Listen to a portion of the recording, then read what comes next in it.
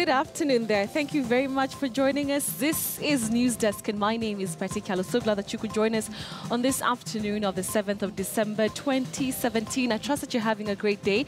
Of course, as you know it, in the next 2 hours, we'll be updating you on stories that have been taking center stage here in the country in the morning hours, and looking forward to what we're expecting in the afternoon. One of the top stories we're following up on is the utterances by the AG Githu Muigai, who has weighed in on NASA saying that they will be swearing in Raila Odinga.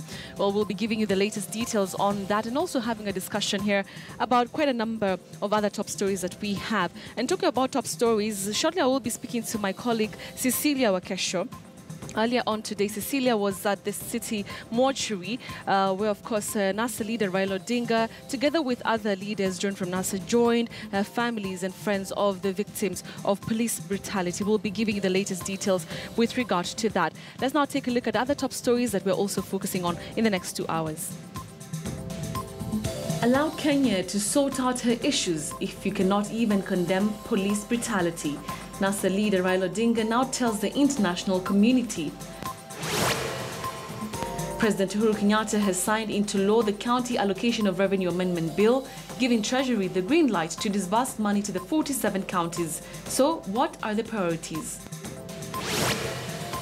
And US President Donald Trump recognizes Jerusalem as Israel's capital, prompting universal backlash and fear of new bloodshed in the Middle East.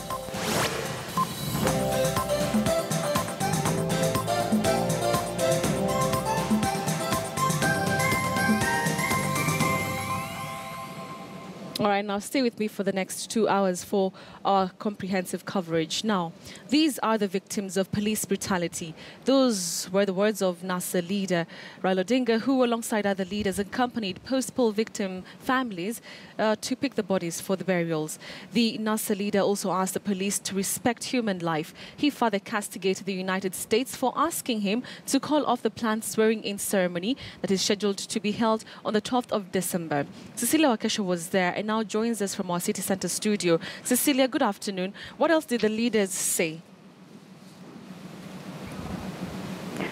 Thank you, Betty. Indeed, it was a very sad day, a somber mood there at City Mortuary in Nairobi, where we had family one after the other coming to collect bodies of their loved ones. Up to 16 bodies were being collected today, of people who lost their lives in what has been termed as police brutality. Remember when NASA leader Raila Odinga had just returned from the US on November of 17th. We had several people losing their lives. Again, we had some people dying on 19th of November in some clashes that were witnessed in Ruaraka area of Nairobi.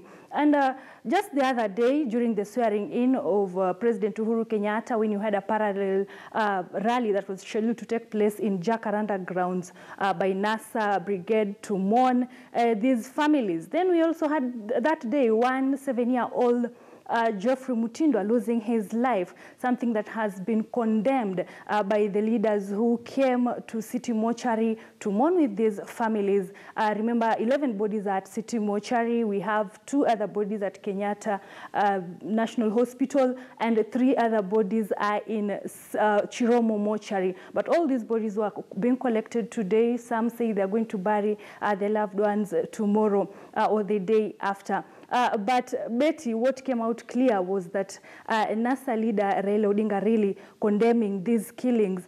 In fact, he bashed at the police, who have come out to say that it is only 5 people who died. For example, on the day when he had returned from the US, we had police coming out saying that it is only 5 people who are killed. In fact, he said those 5 were not killed. There are actually 5 people who are killed by bullets, and that the rest died as a result of mob justice.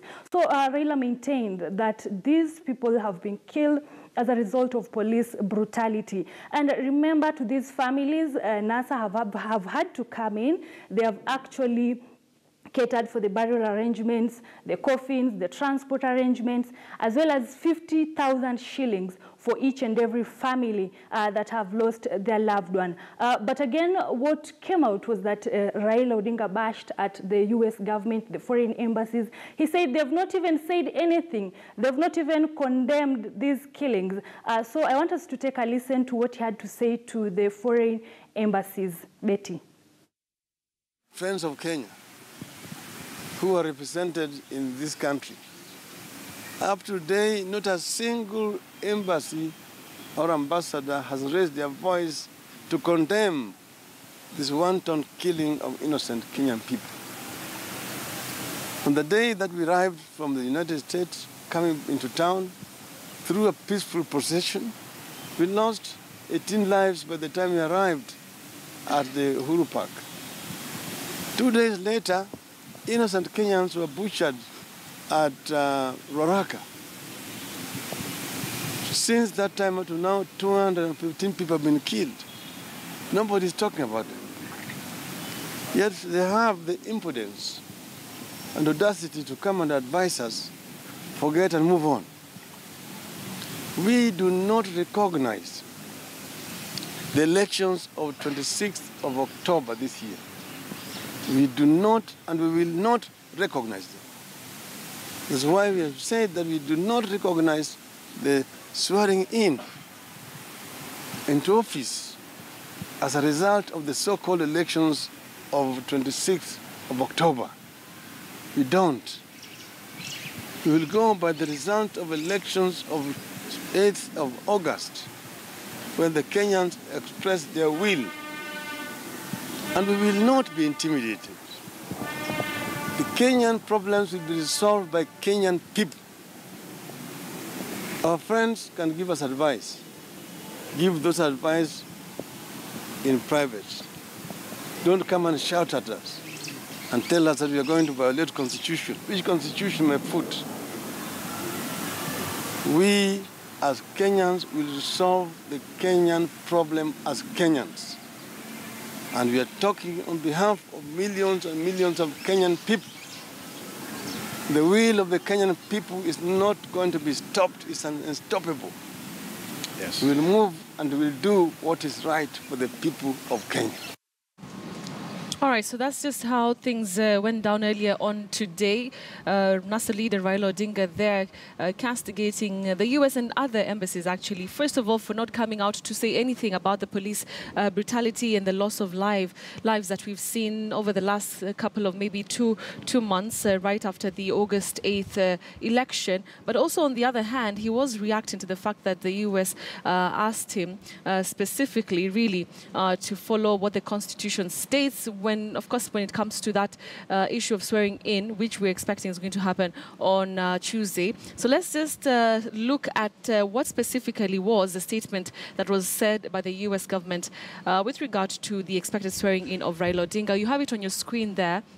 And I will read it in parts. It says the United States, I beg your pardon, also urges opposition leaders to work within Kenya's laws to pursue the reforms that they seek and to avoid let's just go on, and to avoid extra constitutional actions such as the proposed inauguration ceremony on the 12th of December. So that's really is one of the things that Raila Odinga was reacting to. It goes on to say that we call for an immediate, sustained, open and transparent national conversation involving all Kenyans to go ahead and build national unity, address long-standing issues and resolve the deep divisions that the electoral process has exacerbated. So that is part of the statement that was given by the US with regard to Raila Odinga's swearing in that is expected to happen on Tuesday next week. And as you heard there, Raila Odinga saying that first of all, the US and other embassies and other countries have been mum when it comes to the police brutality witnessed and meted against Kenyans who've even gone ahead and lost their lives. And of course, now coming in to say that, look, Kenya will solve its own problems, including the political question that is still at hand. So we'll be going back there. Hopefully we'll be able to speak to a few people, and we'll be getting to hear more and more reactions on this. So we want to take a short commercial break right now. We will be coming back shortly to continue with our coverage. Don't go away.